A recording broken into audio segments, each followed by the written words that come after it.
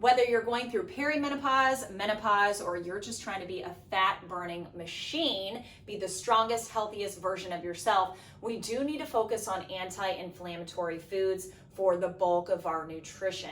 So today we are going to discuss just that, inflammatory foods that you want to avoid the majority of the time, and focusing on the healthier options. So if you do like this video today, you can make sure to subscribe to my channel, click the notifications button to be notified when I do new videos, but I post exercise routines you can do in the comfort of your own home with limited equipment and educational videos like this. Okay, so to jump right into it, there are a lot of things that cause inflammation in our body. I'm not gonna lie, it is really difficult, especially if you are someone that is on the go and you are really just trying to get it done and get yourself fed, get your family fed, get from point A to point B and all over, you know, in a whole day's worth of time with minimal time. So what you need to do is just focus on doing the best you can do,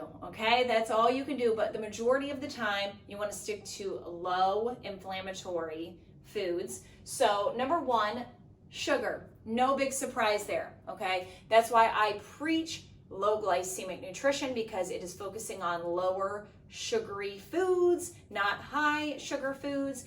And you know what happens with the high sugar foods?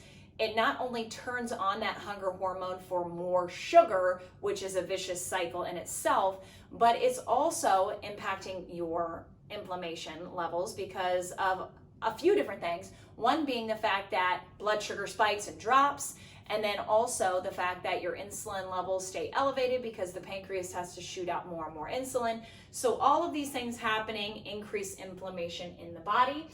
Condiments, sauces, you know, barbecue sauce, even ketchup, teriyaki sauce, things like that have a lot of sugar that we might not be aware of. Coffee drinks that you can get, your Frappuccino and all these fruit drinks that you get from wherever your favorite coffee shop is, make sure you're aware of that. Cereals, I mean, the list goes on and on. There's sugar in pretty much everything, so just be very aware of what you're putting in your body. Number two, refined flour. Now, when you hear gluten-free, people get super excited. They're like, oh, this is the healthiest option. Not necessarily, and it's not just gluten-free. I mean, you get refined flours, pizza crust.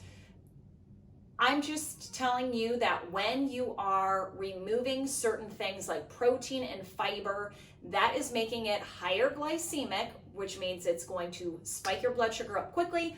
You're going to have elevated insulin levels. And with all of that, you create inflammation in the body. So it's not only just important when it comes to menopause, perimenopause, but it is so crucial in your overall health.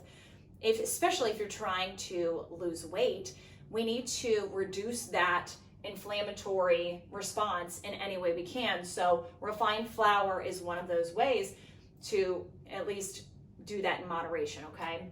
And again, if you're gonna have that, you wanna balance it out with some protein, but it still does trigger that inflammatory response. Number three, artificial sweeteners. This is a huge one that people think that they're doing a really good job. Instead of having sugar, they're choosing the artificial sweetener. It says 0 sugar. That must be great, right? Well, wrong. And studies do show that there is an inflammatory response to this because it's not legit. It is not real. It's very confusing. It makes perfect sense. Your body's like, what in the world is going on? There is an invader of sorts in my body. I can't understand it. I cannot figure it out. So inflammatory markers go up.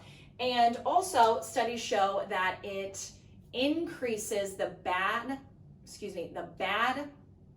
gut bacteria in your gut. So ultimately down the road, they even see that it might increase your chances of getting type 2 diabetes. And it's kind of what you're trying to prevent by doing the sugar-free, but it backfires because your body just cannot recognize it like a normal thing because it's artificial. So any time that you do have the choice of getting something, if you have to get the full-blown sugar or artificial, choose the sugar and just cut your serving down in half, okay? Number 4, fried foods, saturated fats, vegetable oil, corn oil. I could break this up because they're all a little different. However, baked goods, you have a lot of the corn oil. Now, the problem with corn oil is that it increases your omega-6 fatty acids and increases inflammation in the body, okay? Baked goods, any kind of processed foods, they have the bad oils in it that just increase that inflammation tenfold. And saturated fats, obviously we want to stay away from the fried foods. Anything that you are making at a really high temperature increases inflammation in the body. So I know that a lot of you, especially those of you that like to meal prep, you might grill your food.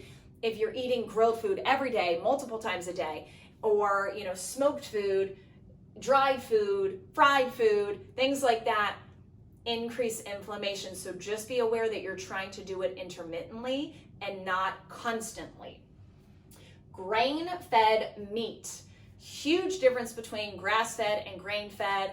Now, if you think about these animals that are raised on grain and it's not natural and they're consuming things that are already increasing the inflammation in their body, and then they're intaking all of this, and then they get unhealthy and they might be pumped with antibiotics, they might be pumped with steroids, hormones, all the things you just don't know, then we are consuming that animal product after the fact. So we not only get all the things that they've consumed, but we've gotten all the things that they've been through. And that's why it is so important. Not that you have to eliminate completely. I am mostly plant-based, but it's because it just simplifies things and I like it.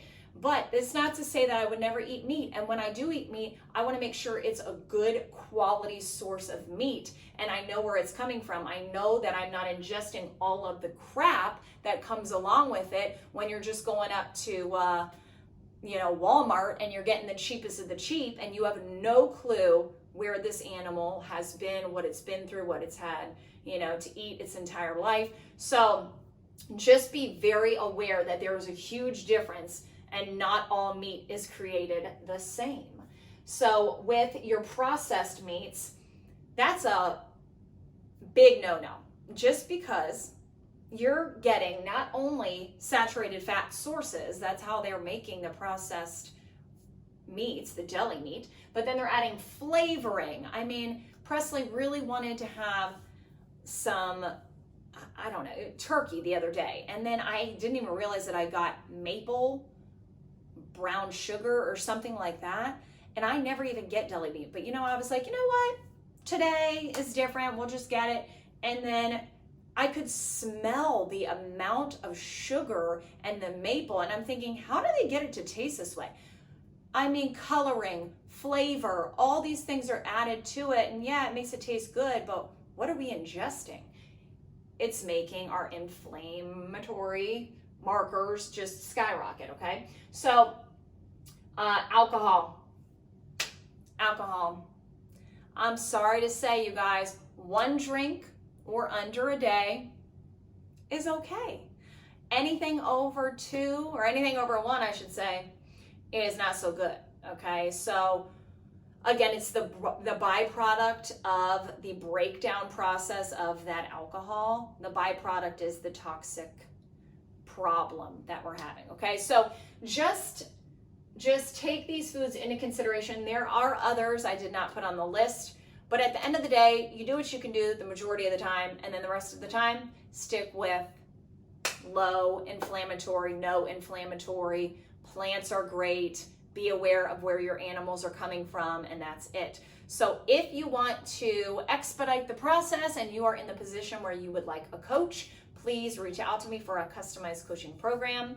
Otherwise, keep tuning in. I appreciate the support, and I will talk to you soon.